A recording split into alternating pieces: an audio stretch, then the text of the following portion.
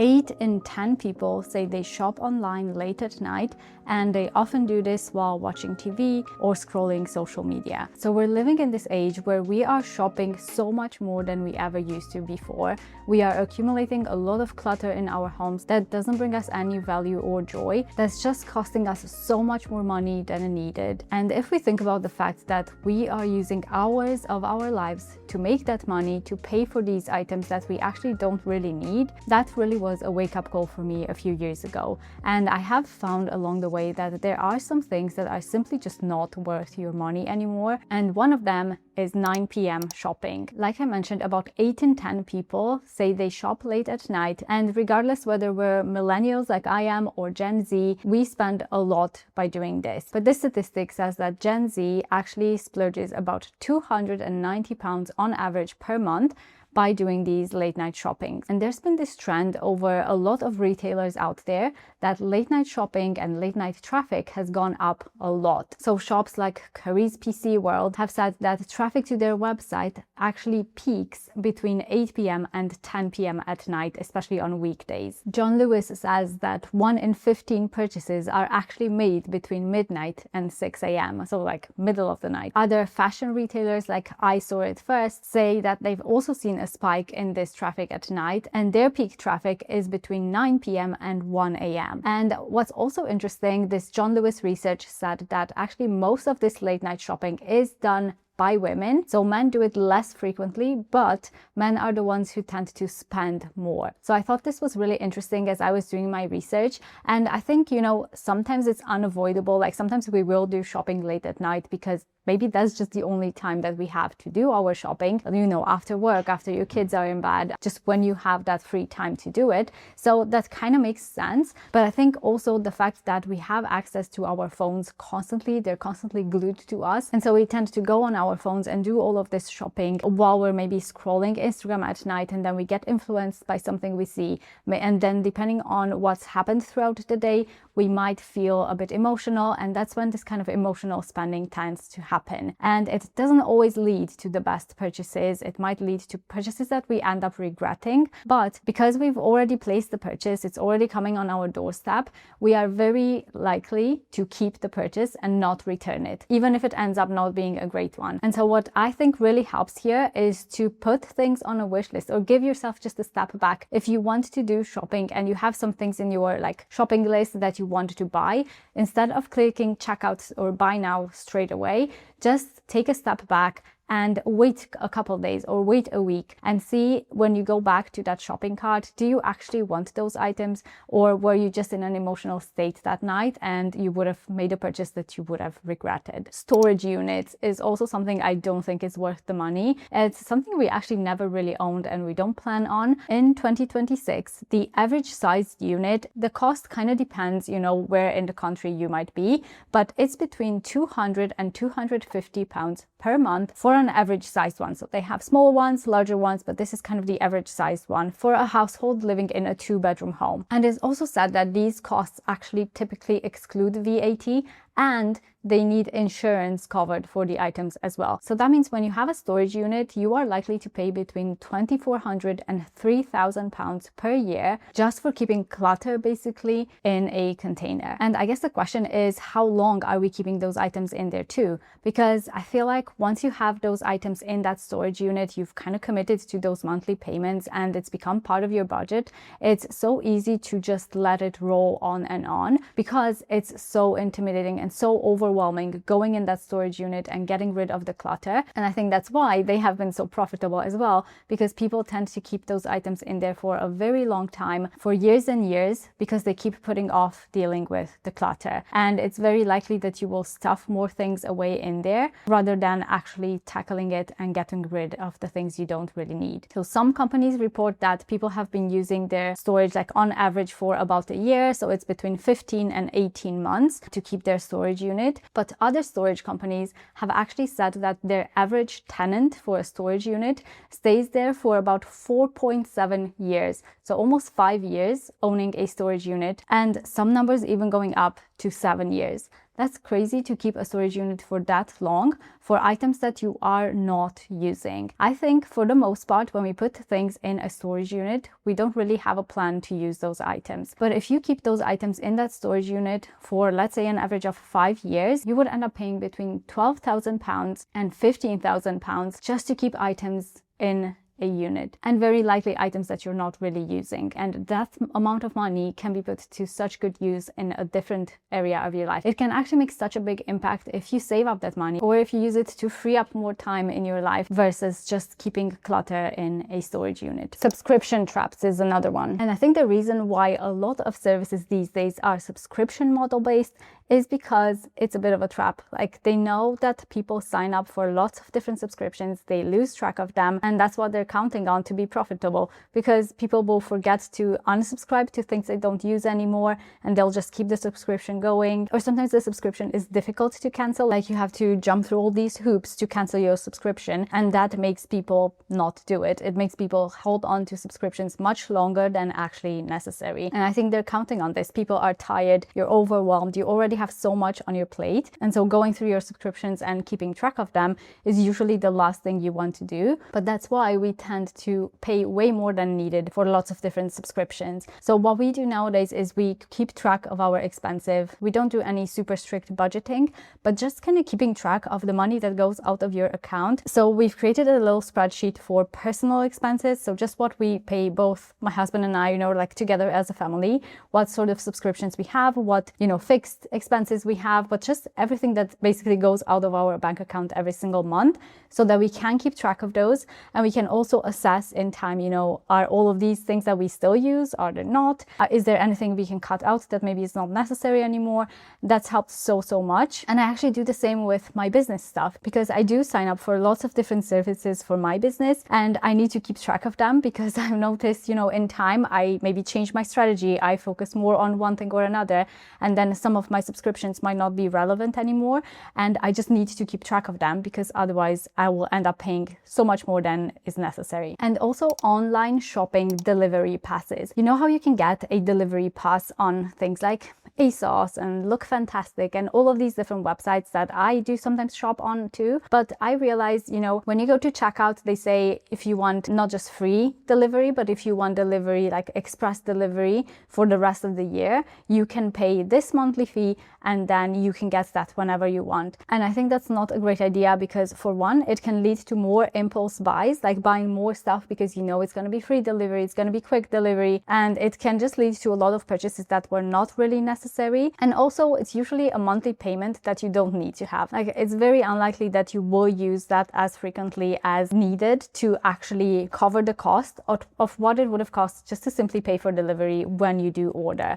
because maybe you don't order every month, maybe you don't order every 2 weeks, maybe we're trying to be more conscious with our spending. And so this is really one thing that is actually a small thing you can do that can help curb those impulse buys as well. The only one exception, I guess, to this that we do use is a Tesco delivery pass, because we do need to eat food, and we do order our groceries from Tesco every single week, and so I know that delivery pass is actually going to get used and actually saves us money. So I think when we did the math for our Tesco deliveries, because we paid that monthly delivery pass, we only pay £2 per delivery for any of our groceries, and it's even less if we order more than 4 times in a month, but that's kind of on average. That's what's really great. But for anything else, like beauty items and clothes and all of these things that are not really necessary, we just don't pay any sort of delivery pass, and that includes Amazon Prime. Junk toys is another one. Those toys that are like that really cheap plastic that you just know is gonna break so easily. Sometimes those party favor toys and all of these little toys that I can already tell when I see them in the shop that they're not gonna play with them for very long, because I just know my kids,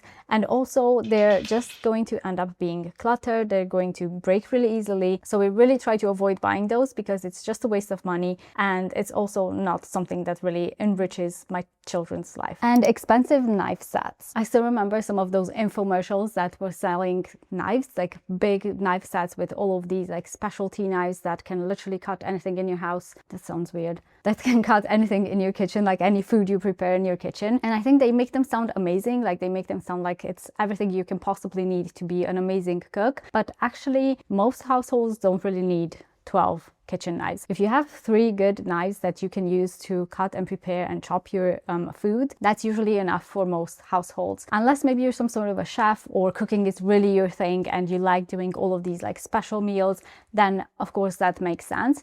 But for most of us, I think we don't need that many, and especially we don't need that expensive, like huge fancy premium block of knives. We actually have 3 stainless steel IKEA knives, and I sharpen them once in a while, and that's that, and they work perfectly fine. We've had them for years and years, and they were quite cheap too. Kids apps and games, you know how sometimes they'll have these apps and games that you can download for your children on an iPad, and you can download them for free, which sounds amazing because they can do coloring or whatever they want to do on them, but they're counting on the fact that children will be asking their parents for the extras, right? Because you can only do a very limited amount of things on that game or on that app, and then if they want to do anything extra, like even add more colors, sometimes you have to pay a monthly fee, and I just think that's such a waste of money. And you know, as parents, we're often very tired, we're exhausted, and sometimes you just want to avoid a meltdown, and that's what they're counting on with these apps. It's extra screen time plus this ongoing monthly payment. Like, no thanks. And I'm not saying my children don't have screen time. They do watch movies, they watch Netflix or, you know, shows like that for them, but these kinds of apps and games on an iPad is something we try to avoid. Also, baby breathing monitors, you know, those kinds of monitors and things that you put under the baby's mattress when they're born,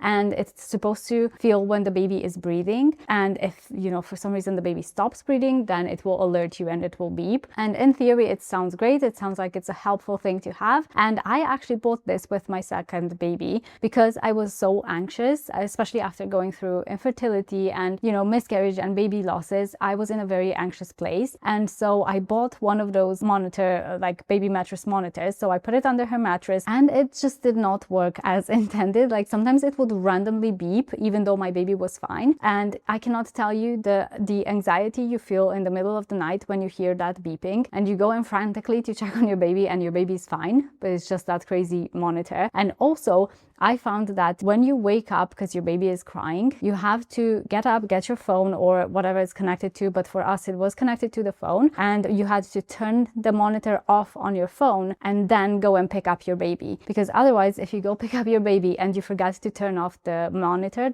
under the mattress, it will start beeping like crazy while you're rocking your baby. And so after a few nights, I actually gave away that baby monitor. I just did not want to have anything to deal with that. And honestly, I think it just added to my stress rather than actually help. And all of these baby gadgets, they can actually cost so much money. We did have just like a regular baby monitor, like a camera one where you can see your baby if it's in another room. So I'm not knocking that. I think that's fine. But those breathing ones, that's just something I wouldn't buy again. Like I would not spend my money on that again. Also, a new car is something I don't see ourselves buying anymore. It's such a well-known fact that once you drive a new car off the lot at the dealers, it instantly reduces in value. And so you pay all of this money up front, it reduces in value the second you set off the lot, and also every year after that it depreciates a lot. And when you add that on top of maybe monthly car payments, it's just not a good investment. What we did, we own one car that my husband and I share, and we bought it with money up front. Like we saved up money, we bought the car. It was not new, we bought it from someone else, and I think we saved up a lot of money by doing that, by buying it secondhand, because then that initial owner actually absorbed all of that depreciation before we even got the car. And so yes, it will still decrease in value, but it won't decrease as much as it did in those beginning years. And then also we paid it up front, so that means we have 0 monthly car payments, which can really add up a lot, because on average car payments are hundreds of pounds every single month. And so that's something we don't have, and that's actually allowed us to save a lot more money and to use our money in a different way. Like for example, one of our goals is to pay our mortgage early. Detox teas and all of those like juice cleanses and all of those sorts of things are something I'm very skeptical of. I feel like they can be such a waste of money. And I think, isn't that why we have a liver that detoxes your body? I don't think a tea is going to particularly do anything. But when I'm feeling a bit sluggish and like I've been eating maybe some junk food and I don't feel great, what I do to kind of detox is just switch to eating healthier. Like just try to get more veg in, try to get more fruit in, make sure I'm hydrated. And I think those things actually help your body a lot more than any sort of detox tea or cleanse could ever do. And going along with this, any supplements in excess, I think are unnecessary. They can be such a waste of money because they can be expensive, and it can really add up if every month we take like 10 different kinds of supplements. And I'm not knocking supplements altogether because I do take some and I think they can be helpful.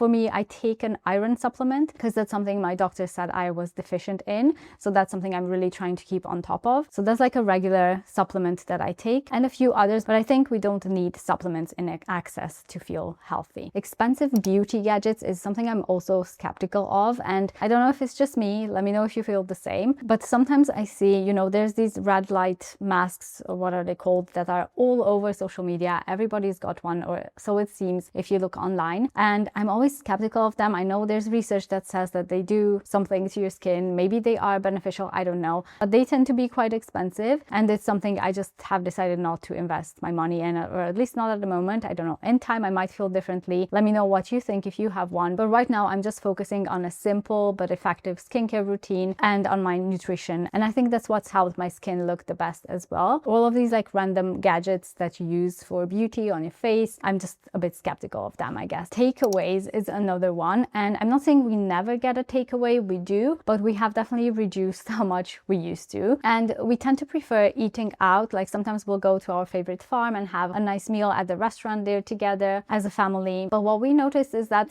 especially lately, when we order, so we're a family of 4, and let's say we'll order 2 regular pizzas and 1 small children's pizza, and my toddler will kind of pick of everybody's pizza. Even just that, when you add delivery fee and service fee and all of these fees that you get from ordering, it comes to over £40. Almost every time it's over £40 when we order just 3 meals. I'm not saying we never order, we do, but it's just much less than we used to. I just feel like the cost of this has gone up a lot because I remember it being a lot cheaper, wasn't it? I don't know, I feel like it was cheaper. And so getting a takeaway is so expensive these days. And those expensive planner systems and journals and all of these things, I'm not saying planners can't be useful, obviously they can, but I think sometimes we buy a planner just for how it looks, and we'll spend like 30-40 pounds on this gorgeous planner that we buy in January because we're so excited, and then we don't really end up using it much, and we buy it with the best intentions, but sometimes it's just not very practical. And I speak from my own experience because I have bought so many in the past that I just didn't end up using. And I think especially when your notes app is free, it's in your pocket all the time, so you can easily check it if you need any of the notes, and that's what I use nowadays. And I found that actually using things like Notion and the Notes app on my phone